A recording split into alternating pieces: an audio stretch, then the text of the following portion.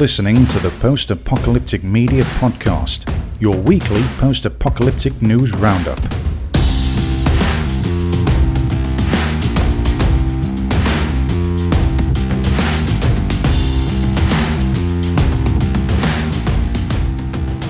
Hello and welcome to Post-Apocalyptic Media's podcast. I'm your host, Derek. I'm joined with Sean.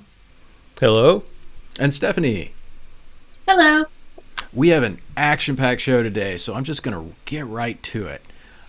First of all, announcements. We have a website. That website has a calendar. You need to check that out because there's lots of stuff going on in the post-apocalyptic space right now. And if you're not looking at our calendar every day, I don't know what to tell you. You're probably going to miss it. This is a moment, y'all, and you want to be part of this. So check this out. I just made a short little list of some of the things that are, first of all, airing. What's airing right now? Well, you need to know about Snowpiercer, which just aired its first episode of season 2, and it was epic. It was really good. Yeah. Yep. So we'll be talking about that in this episode, by the way. If you're interested in our thoughts on that episode 1, we're going to chat about that for just a minute. Attack on Titan going on right now. It's the 4th and final season, but we've got a lot of episodes left, don't we, Steph? Yes, at least we're guaranteed to be going through episode 16, but hopefully more. Hopefully more than that, yeah. But 16, that's a lot compared to seasons 2 and 3, if memory serves. We've also got The Stand going on right now. It's probably getting towards the end of the season, right? Is that? I think so. So, yeah.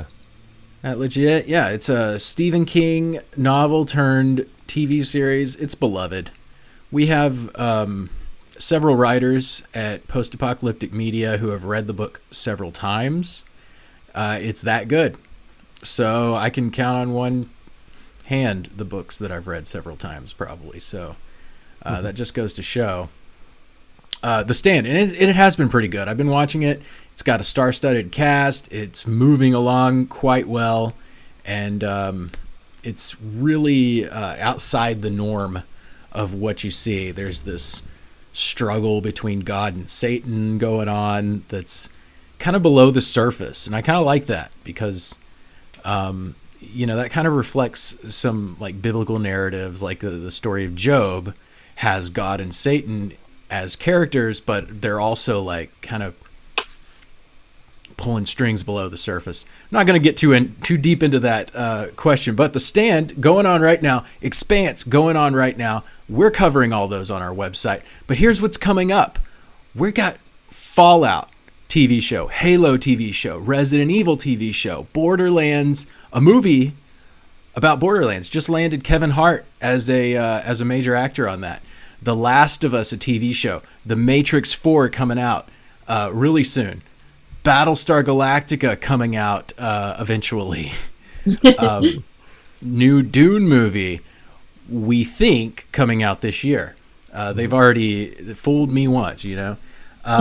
Tribes of Europa, Why the Last Man, and that's just new stuff getting Renewed. Don't know if Brave New World's getting renewed, but we know that Walking Dead's coming soon.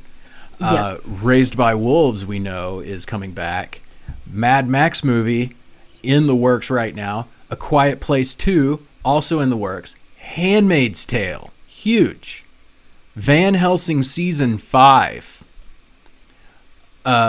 You think that's just about vampires? Think again, because what if the vampires eat everybody? Then it's post-apocalyptic, and that is the plot. Another Life, Black Summer, which is season 2 of the spin-off of what's the zombie show? Z Nation, yes. Yeah. Doesn't feel like a spin-off of Z Nation, but there you have it. It is. C season 2, which is the show on Apple's streaming network. And Adventure Time, Distant Lands. We still got more Adventure Time, y'all. Y'all thought it was over. It's not. We still got more. Yep. So that's just like the things I could think of off the top of my head. This is blowing Exciting. up. Yeah. So we're going to be it is. talking So about all much. that. But let's get right into our first topic. First topic of the day, other than what's going on back here, because that's not nearly as interesting as what's going on in Sean's world. Looks like Sean's coming at us from the future. I am. A Wow. bleak future. Yeah, can you report on in, Sean? What happened to cause this mayhem? I mean, it's you watch the news and they'll blame it on everything. So it's a culmination of everything just kind of coming together, and yeah, you know how it is. You still have news? I don't anymore. We have nothing here anymore. I mean, I have to be fast because there are zombies all around me. So Wow. Oh, okay. Well, if Sean disappears, we'll just assume that you're hiding, and you'll come back when it's safe. yeah, So, well, I really appreciate you taking your time to do this. I know that it makes you vulnerable to all sorts of attacks. yeah. I mean, Writers. to get power, I'm hand cranking here a little generator. So my Oh, arm nice. gets tired. I'll have to Wow. switch to the other arm, and it'll be fine. I noticed that your bicep looks beefy today. So Yeah, you just must the one though. It's just That's some dedication. Thank Yeah. you. Thank you for your dedication to this do what I podcast. got to do. Yep. We're actually halfway through our Boomie Awards, and I think that we should just start off with our Boomies because that's the most important thing going on right now. Tell us, what is the next topic, Stephanie? All right. The next topic is post-apocalyptic video game console and PC of 2020. All right, who covered this this topic? Was that Sean? That was me. All right, Sean. All Let right. us Read the know. contenders. All right, so we had for the runners up, we had Dismantle, Wasteland 3, Aground, Doom Eternal, The Last Haven, and The Last of Us 2. And The Last of Us Part 2 was the winner. And I think it's pretty obvious, The Last of Us Part 2 was a huge success, a critical success. They had a perfect score across the board. They won tons of awards in the video game awards.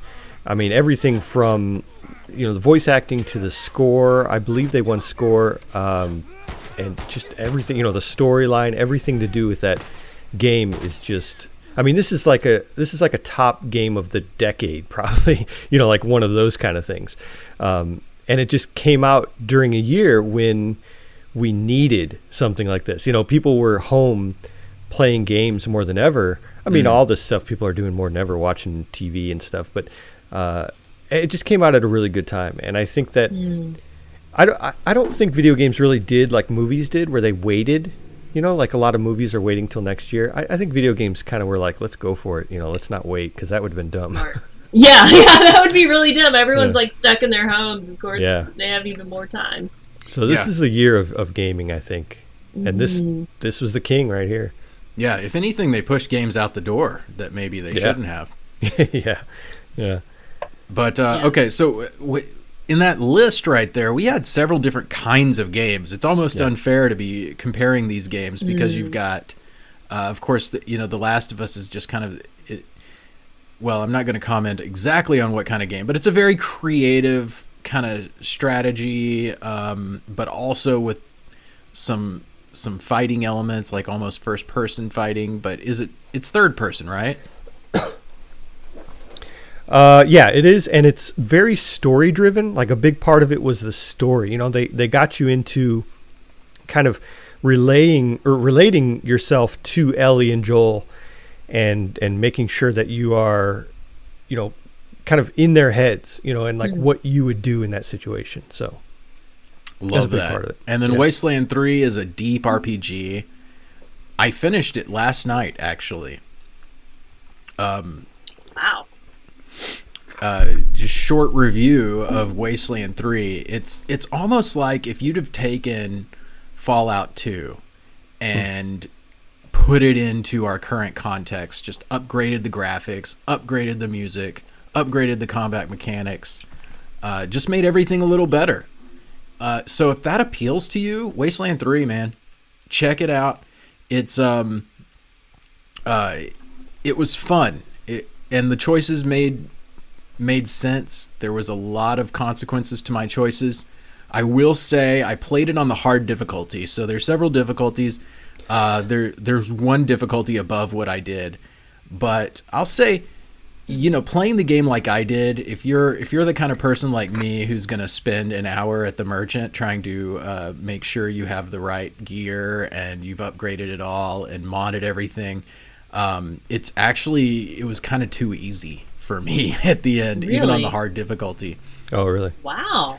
So, there were some characters that weren't very effective in battle until the very end. But once I got them to where they needed to be, it was just slaughters for the last 3 or 4 hours of gameplay. So, Wow. if you're experienced, if you played through Fallout 2, maybe try the hardest setting. You'll be one of 0.1% of people, according to Xbox, have beat that game on the hardest setting. So, Wow. good luck. Okay. Most people don't even want to try, I guess. But it had a great soundtrack as well. They recorded a lot of original songs for that game, and the voice acting, outstanding. I usually skip dialogue. Sometimes I would just sit back and listen to the dialogue because it was just so good. I don't usually skip the dialogue if I haven't read it. I usually read it faster than they can say it, and then I skip. But so that was a deep RPG. What was Dismantle? Dismantle it's kind of a game where you run around and you go through abandoned buildings and kind of look for scrap and things like that. But at the same time, you're fighting zombies. So, it's kind of like a scavenger game, I guess, mostly. But it's huge hit. A lot of people are streaming it on Twitch. It's kind of like a runaway indie hit. Really good game. And then go ahead. And then like a lot of these, The Last Haven and Aground too are both indie games. Also, Aground it's like a side-scrolling. Trying to think what would be a good comparison, like Starbound or Terraria, like those types of games, like a side-scrolling builder game, where you go through and you can mine underground. Same thing where it's after. Well, you're actually on an island, and you're kind of trying to survive on this island after the world ends or something like that. So, and then The Last Haven is that's a settlement builder game, very much like Surviving the Aftermath, which we reviewed on the site, and Banished, which was kind of like a medieval settlement building game. But if you've ever played like Age of Empires, games like that, where you build your blacksmith shop and you build your, all your different shops, and then you have the people go out and gather resources. It's a lot like that, and it's a really good game. I really enjoyed it. Oh wow! Is it an RTS? Yeah, I mean, that's basically, in a nutshell, that's what it is. Nice. But okay. It's post-apocalyptic. So it's really cool. And a post-apocalyptic RTS. Is there anything else like that? Yeah, Surviving the Aftermath is very much like that. But okay, that's about it. Awesome. Well, all right, let's move on to our next category. All right. Our next category is Best Post-Apocalyptic Video Game Mobile of 2020. Sean, you can take it from here. Yeah, this is kind of the same thing where it's, you look at the mobile games that people have been playing. Again, 2020, everyone's playing this stuff. Mm-hmm. And the runners-up were Dead by Daylight, Devil's Peak Fury, Atom RPG Mobile Edition, Bridge Constructor, The Walking Dead, Far Lone Sails, and Dark Days Zombie Survival. And the one that took the prize was Dark Days Zombie Survival.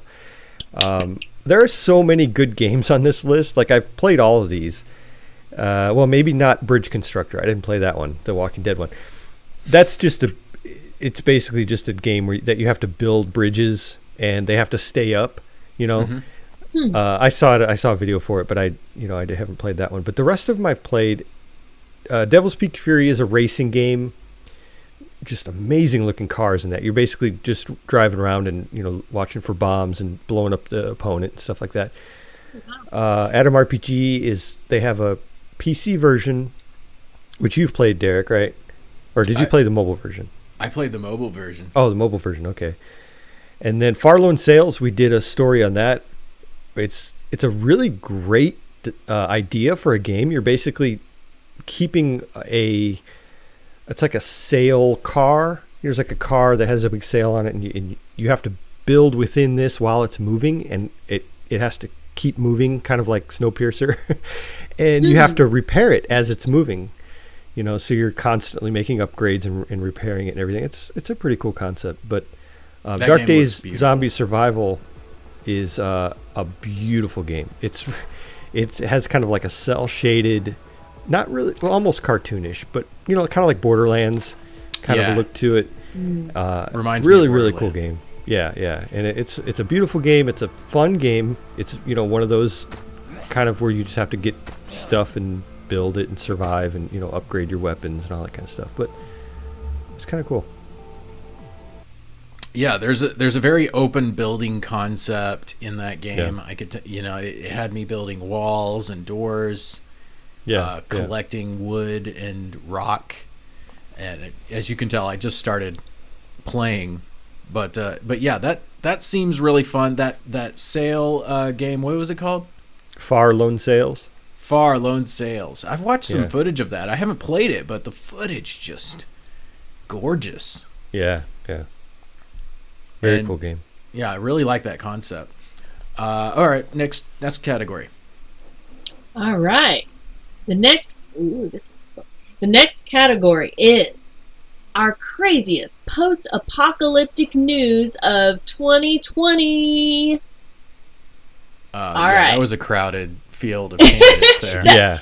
There were so many things that we had to limit it to stories that we wrote about on our site, because otherwise there'd be like 50,000 different things, because 2020 was insane. So here are our craziest post-apocalyptic news nominees. Cardboard humans replacing fans at football and baseball games is very dystopian. We saw that coming. Yeah. Yeah, right? Like, who saw that coming? Definitely not me. I always thought they should have just like had one NFL crowd and just moved them like as a unit to all the games. Or like, I don't know, little robots in the stands so they can like wave things. I know that'd be way more expensive, but it's the NFL. They have the money. Right? Having like humans competing in games of sports to entertain the robot spectators. I like that. Yeah, isn't that great? It's very dystopian. Much more dystopian. Might as well just go with it. All right. There are so many tropical storms and hurricanes at once. We're running out of names. That really happened. We had to move on to the Greek alphabet because we ran out of names. That was fun. Let's see. Next nominee. Aliens are real? Galactic Federation confirmed by Israeli official.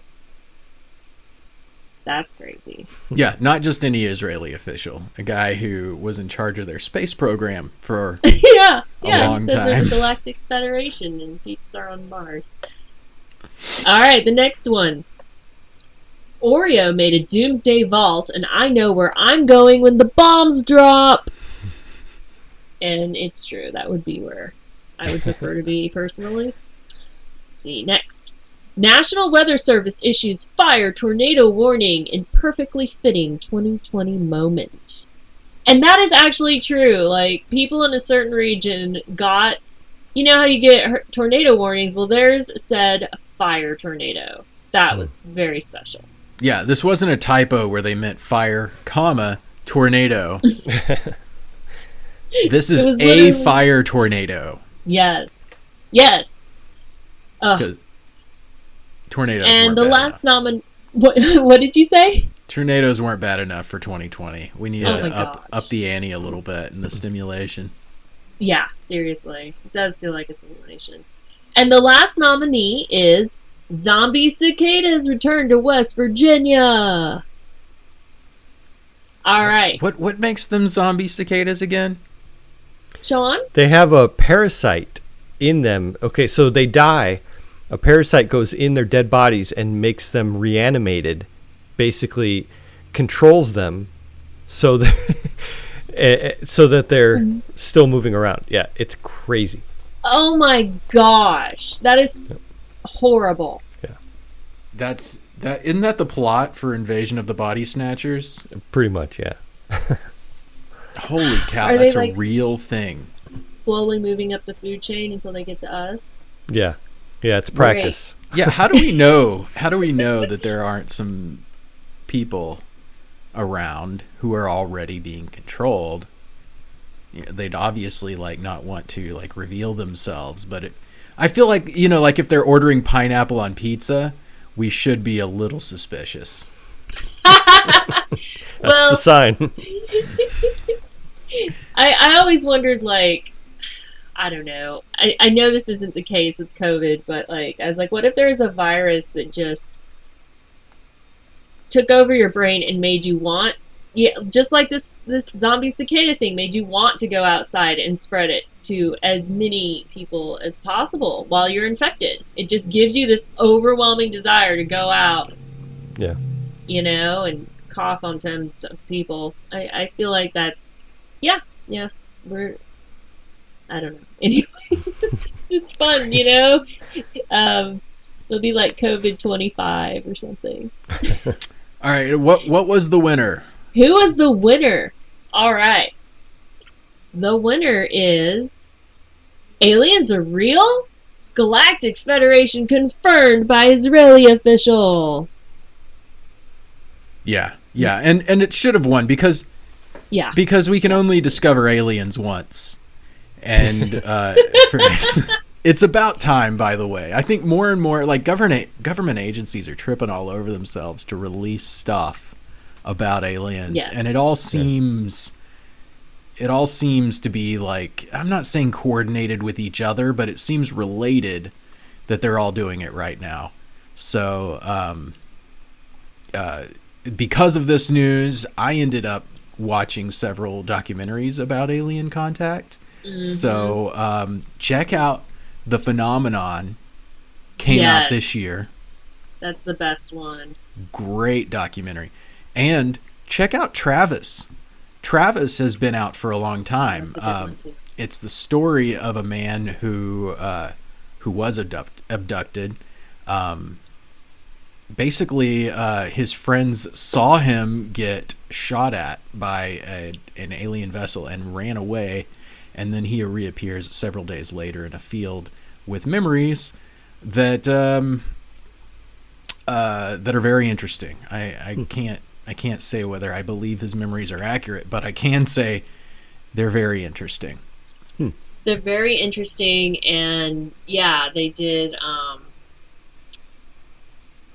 lie detector tests on everybody, and they all passed. I think that'll get people kind of interested also in watching that, because this wasn't just a bunch of friends who were like, oh, hey, guess our friend is missing. Like, they got in trouble with the law over it.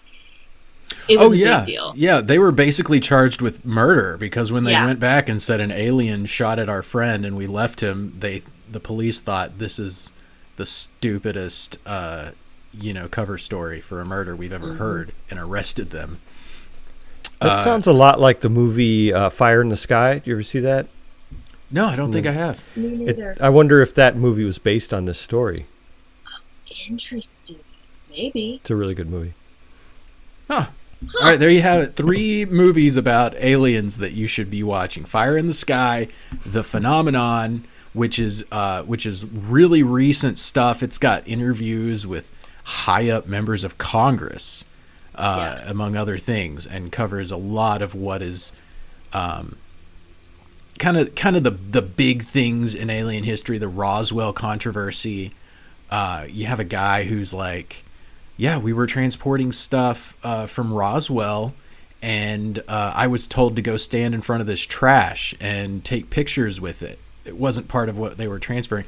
And then, like, they end up debunking Roswell by saying, look at this trash he was taking pictures in front of. This isn't the real stuff. And the guy's like, I was ordered to do that by a general. That's all convoluted and probably not coming across real clearly in this, but watch The Phenomenon. It's good. It's really good. And Fire in the Sky and Travis. All three of those very fascinating topics. And it may end up being a really big deal. If we discover aliens in our lifetime, that'll be the biggest discovery probably since, Lord, I don't know, since we got electricity to work for us and do things for us. What's crazy about this is I don't think anyone officially has debunked this guy yet. This Israeli official, have they? Have you heard anything? Or, I mean, because he's out there making claims saying that we have a base on Mars, and that the U.S. is in cahoots with, a galactic federation and Galactic Federation, which is the greatest thing ever. Yeah, yeah.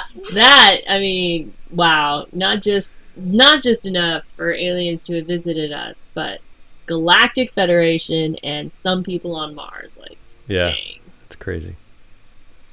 Yeah, unrelated, our president just started Space Force, a new branch of the military for space, which right now, to our knowledge, there is like a dozen people in space, and they're all scientists who probably aren't very good with a gun.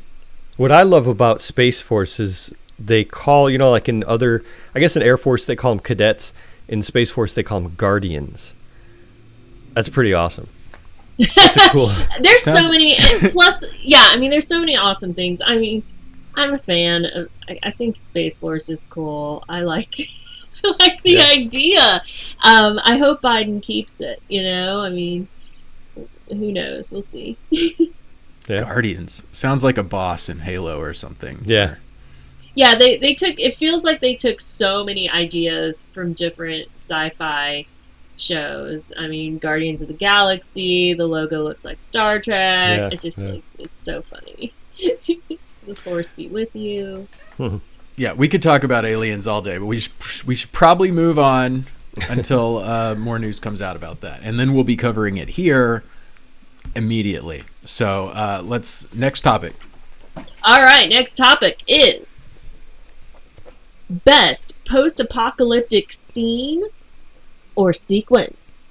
All right. So this is like the best post-apocalyptic moment in a TV show. I interrupted you, Derek. Go on. No, go ahead. Okay, I was just gonna say these are the best post-apocalyptic moments in 2020 that were that we saw on a TV show. And Derek, I think you were the one who went through and found all the timestamps for them. So do you want to go over the nominees? Yeah, sure do. Once I find them. All right, here we are.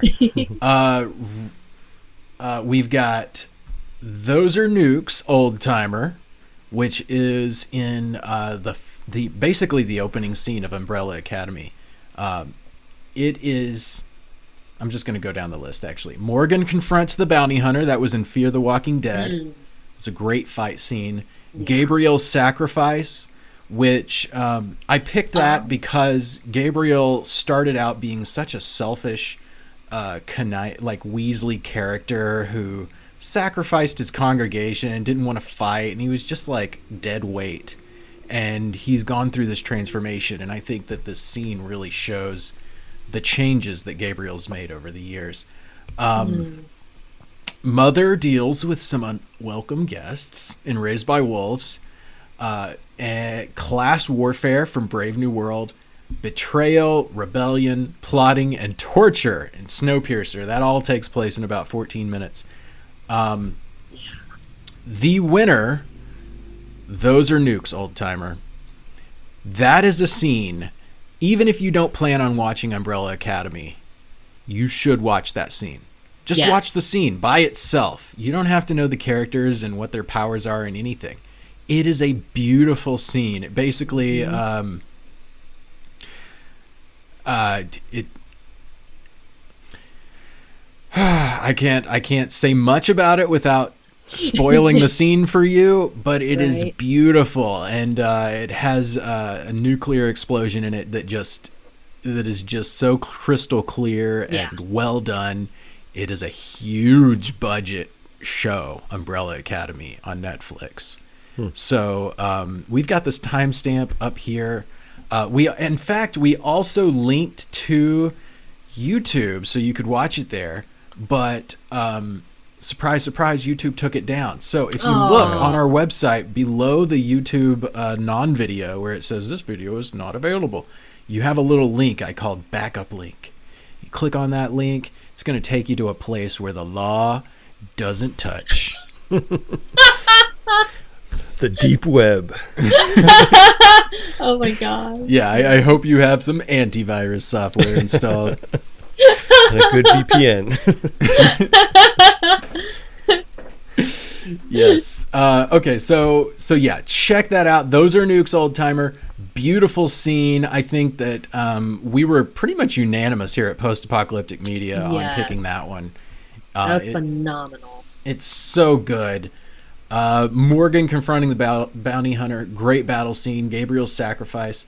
Mother deals with some unwelcome guests. Is very bloody. And that's in season 1, dark. Episode 1 of Raised by Wolves. So if you just watch that episode, you're going to get that scene. And you'll know what I mean when I say Mother deals with some unwelcome guests. Class warfare. That's actually at the end of Brave New World. And it is also very bloody. Mm-hmm. Betrayal, rebellion, plotting, and torture on Snowpiercer. That's towards the end of that season as well. And it was kind of hard to pick a Snowpiercer specific scene, and you can kind of see from that's a lot of topics. And I picked a 14-minute sequence, so it's not like real short, but it all fits together and it connects. In Snowpiercer, you kind of imagine those things are going on throughout the entire season, and that's true. But especially the torture aspect, if you watch the season, you know kind of what scene I'm talking about, because torture kind of takes a central focus for several minutes. So those are all great scenes and great shows. I think any one of these shows is really worth watching. You're going to have to put in your time if you're going to get to the Walking Dead scene, because that's in season 10, episode 16. You there yet, Sean? Not yet. No, we still in season 9. Oh, yep. All Slow right. down a bit. Yep, we're getting there. Quite the ride. Yeah. And the final award is our Industry Achievement Award. This is an award. Hold on. Oh, go ahead. We have 2 more. Oh. We have Industry Achievement and Most Anticipated. You're right. My bad. Okay, yeah. Second to last award. Industry Achievement Award. This is an award where we give to somebody who's just been working really hard in the post-apocalyptic industry. We looked around and we saw this one person who was doing tons of voices, tons of work in some of our very favorite projects. And that's kind of rare that one person is involved in all of that. So we wanted to give Ashley Birch the recognition she deserves. Yay, Ashley Birch. Congratulations, Ashley. Woohoo! Man, I've been following Ashley since she was making videos for YouTube called Hey Ash, What You Playin'? And they were just like short little one-off, like 4-minute, 3-minute videos about random video games. And her career has blossomed. Mm-hmm. She's been a writer for Adventure Time for I think she did 30 episodes of it. Wow, that's impressive. Yeah, she's been a voice actor on, get this, Fallout 4, Horizon Zero Dawn, Adventure Time, Last of Us Part 2, which we just gave our Game of the Year award, or our winner of the Boomie, Attack on Titan. She's on Borderlands 2. And Pit People. Wow. Wow. Pit People is post-apocalyptic. Most people aren't aware of Pit People. It's a strategy game that Stephanie and I played co-op all the way from start to finish. So much fun. Stephanie's not generally, at least at that time, was not generally considered a gamer. And she was playing Candy Crush or something at the time. It was most of her gaming. Yes, proudly playing Candy Crush. So, so Ashley, great job Yeah. on this. Yeah. I didn't play Horizon Zero Dawn, but we have a writer, Val, who loves that game. Yeah. And who adores the work you did on that. Of course, I'm a huge Adventure Time fan, Fallout fan. Mm-hmm. Other Attack on Titan, of course. Attack on Titan. She's Sasha, by the way, in the Sasha. English dubs.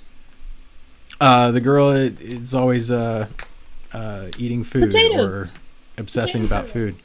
Yeah, the one I can relate to the most. I saw Ashley Birch on. There's a show on Apple Plus TV called Mythic Quest, and that's where I first saw her. I think it came out last year or the year before, but it's basically a TV show about a MMO studio, like behind the scenes in this MMO studio, and they're making this game, and it has Mac from Always Sunny in Philadelphia. And anyway, it's a really, really good show. Like it's surprisingly, and it's so funny because if you're a gamer, if you're like someone who really knows about the ins and outs of games, it has a lot of like inside jokes. But anyway, she plays this character who's a playtester, and I thought she did a great job, and she had a really memorable role. And then when you brought this up and you said Ashley Birch, we should check her out, for a nominee for this or for a winner for this, and I checked her out, and I'm like, that's the girl from Mythic Quest. So I mean, she's been in so many things, and like this, even the voice acting. You like you said, you look at it and you didn't know that this is all her. So I mean, she deserves this, no doubt. Yeah. Impressive. I suggest after listening to this podcast, getting on our website. We have a video embedded here where she's kind of doing some voice acting for Horizon Zero Dawn and talking about her philosophy and the way she approaches this and why she became a voice actress. Check that out. Also, we got links to all of the articles that were nominees for the craziest article of the year. We have a link to that video. Like I said, those are Nuke's Old Timer. Highly suggest you take like 2 minutes to watch that. It is a beautiful piece of cinematography. Now we are coming to our very last topic. Most anticipated for 2021. Sean, take it away. All right. Well, we have for runners-up, we have Snowpiercer Season 2, which is currently just started. And then we have Horizon Forbidden West, which we were just talking about, is the sequel to Horizon Zero Dawn. Now, this I should add, this category, or this whole group is TV shows, games, movies, everything. Most anticipated everything. We also have Tribes of Europa, which is a Netflix TV series. Chaos Walking, which is a movie. A Quiet Place 2, which is a movie. And The Matrix 4, which is a movie. A lot of movies on here. Oh, man. But our winner was Tribes of Europa, and that's a lot of people think or have been saying that it looks like a clone of the 100. We have yet to see that because it hasn't come on yet. That actually, when does it come on? Like, I think February, very soon. Oh, on the 19th. So that's coming up pretty soon. That's a couple weeks. It's going to be a huge month. Oh yeah. Isn't Dune scheduled to come pretty soon as well? No, I think they switched it again to October. Yeah, closer to the end of the year. Oh, jeez. Yeah. October. Man. Somewhere around there, yeah. Just push that out of my mind. Tell me why is Tribes of Europa more anticipated than Matrix 4? Well, I mean, that's a good question. Well, it's a good question. And, I think when I look at this list, you could think of reasons for every one of these to be most anticipated. And it's kind of like, not to be a cop-out, but I think all of these are kind of equally most anticipated because, and for their own reason, like especially the game, Horizon Forbidden West, is kind of, if we had a different category for game and TV show and movie most anticipated, these would be the winners. As far as movies, though, between Chaos Walking and Quiet Place 2 and Matrix 4, I mean, man, how do you pick one there? Quiet Place, True. The first one was such a great movie. It was kind of a revolutionary movie when it came out, and then to have a second one, it's kind of like I have to see how they continue this story about being quiet. Chaos Walking is a movie about. That's the one. Oh, let me see. It seems like it's the one where there's no men left on Earth or something like that, and I don't remember exactly. It's something like that. Interesting. I have to look that up, but and Matrix 4, of course. I mean, when did 3 come out?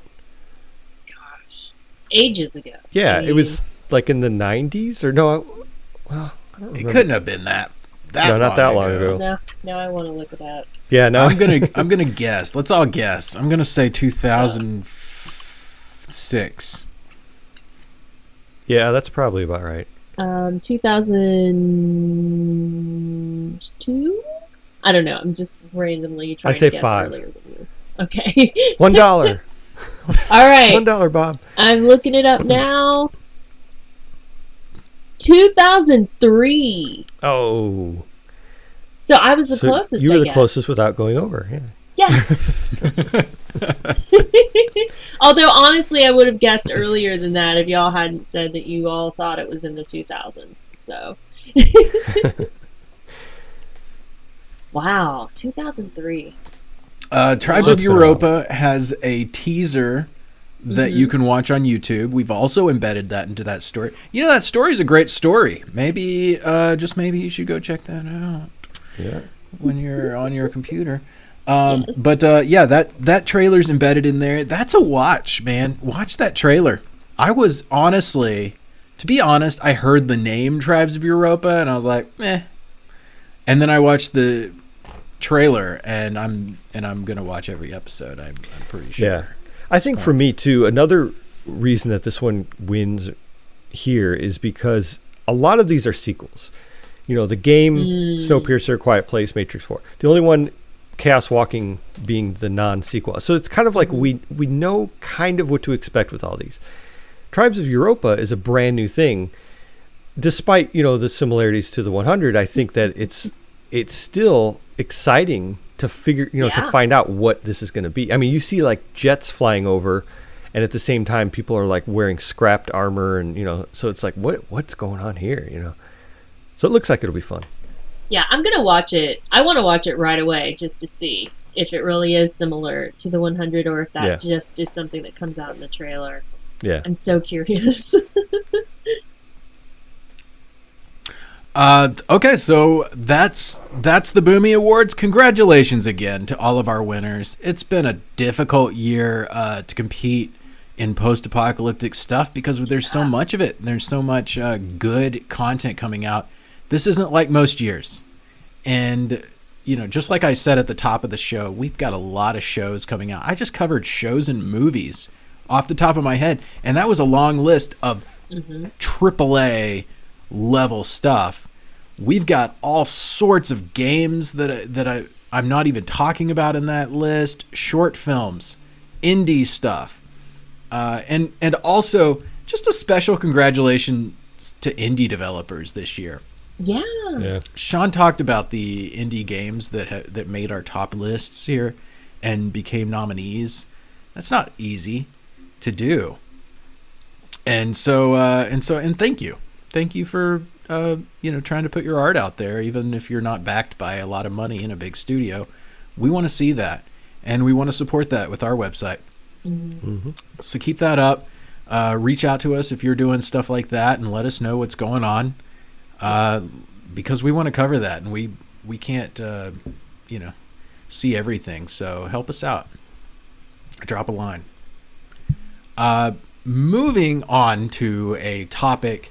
We're close to the end of the show, but I want to bring this up because it just came out. Snowpiercer Season 2, Episode 1 just aired. And I'll just say, I thought it was better than I could have expected. I felt like Season 1 was good, but it lacked a few...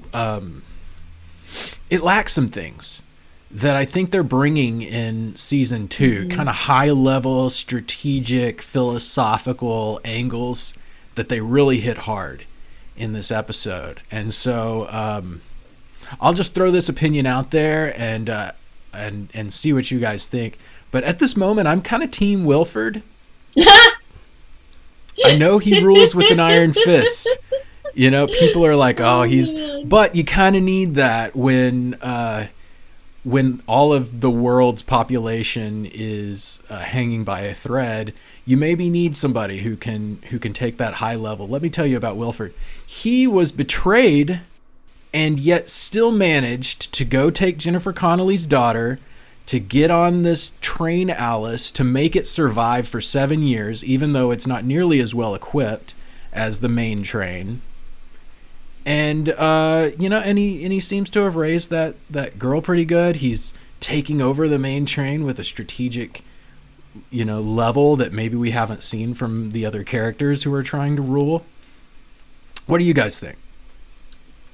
I mean, I totally get what you're saying about Wilford. I mean, what he was able to do despite being, abandoned in a complete wasteland is very, very impressive. So yeah, he's I'm still leaning Team Layton. I mean, he cares about the underdog. He doesn't, sometimes his care about the underdog kind of can potentially hurt some humanity survival type of plans. But he's like the Bernie Sanders of this group. I don't know. He's just really there for the underdog, for the poor people. He wants to make sure everyone's equally treated. You gotta have a lot of admiration for someone willing to fight for the little guy. But I do see your argument about Wilford too. So. All right, Steph's Team Layton. Where are your thoughts? I'm gonna actually make a trifecta here, and I'm gonna go Team Melanie. Oh. Now, and I was actually before I heard your opinions, but I think that now she is with Layton right now, and I think she's with Layton because reluctantly. I don't think that she's really. So I think that at some point she's going to kind of come back ahead. It's a classic, break the main character down all the way, and then they build themselves back up. It's just a classic, storyline. Interesting. So I think that she is going to probably rise above. I think maybe her and Alex are going to kind of join forces. Because you could see Alex is a hard ass against her mom, but you could see that she's kind of breaking down a little bit. She came down to the jail to talk to her, and so that's my prediction. And also, I think that the snow thing where it started snowing, that might hint that there's going to be a warm up. Maybe eventually it'll be to the point where they don't need the train anymore by the end of season 3, because we know that there's a season 3 already. Yeah. So maybe by the end of season 3, they'll still walk off the train or something. I don't know. That's kind of what I think it's going. I love that theory. Team Melanie all the way. Yeah, it kind of shows how the series really could branch out and be more than just the story of the train if the weather changes. Yeah, and if the weather changes, then they can even do a whole where half of the people decide they want to rebuild society back on land, but maybe the other half doesn't trust it and stay on the train or something. I don't know. Pretty fascinating. Man, I want to be Team Melanie. I think that I think she's great, but she should have been. I was Team Melanie, but she wasn't even sorry for stealing Wilford's train, and I felt like that was a mistake. It's one thing to say you're not the leader humanity needs, and so I betrayed you. It's another thing to act like you didn't do anything wrong, that he doesn't have any right to be mad.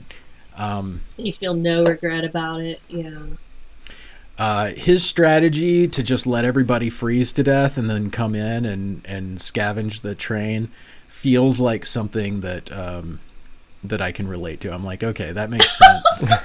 These people have made a whole mess of the whole train that he built. But in that's Melanie's fault, right? Like, she is the one who decided to let the tailies on in the first place. Without tailies, none of the conflict probably would exist. You'd have your servant class who, sign their contracts. I'm going to serve and get to live. And, it's the tailies who got on without making any like explicit agreement that they were going to, be in that place. And there was no, consideration for providing for them. The train wasn't designed for that. And so in a way, Melanie's at fault for that, for being merciful and trying to let as many people on the train as possible. But doesn't that betray a sense of that Melanie doesn't have the pragmatism needed to make this work? Yeah, we'll see. Well, next week we should all get shirts. Team Melanie, Team Wilford. Yes. I'm sitting here like, oh, they should have had another train so that people of lesser means could have also had an opportunity to survive. Because it's just not fair that only rich people get to live. That's not fair. Yeah. All right. Me over here on the Team Layton. Stephanie's over here making Bernie memes of Yes, sitting in the engineering department, like with his mittens. Yes, Bernie Snowpiercer memes. Please send them our way. Let's see. We're not going to talk about Attack on Titan. We've already beat that horse to death. But check it out if you need something new to watch. Anything else to discuss? The Stand? I think we got that one. We talked about that a little bit. The Stand is good. Yeah. Good. Yeah. Great TV right now. I don't know what's a spoiler at this point. Apparently everybody's already read the book, so what can you spoil, really? Yeah. But yeah, The Stand's going on. Check that out. I think that we have milked the current TV topic for today. We could get into the weeds with Snowpiercer especially. It was such a good first episode of season 2. It was really good. Yeah. Yeah. And it's beautifully shot. So with that, we're going to call it today. So thank you all so much for joining us. Every week, we're going to be talking about the latest news in post-apocalyptic media. We keep it short. We keep it an hour so that you can live your normal life and also keep abreast of what's going on. So you guys, be safe out there. Be prepared for whatever may happen. And always be ready for the big one. Y'all have a good one. Bye.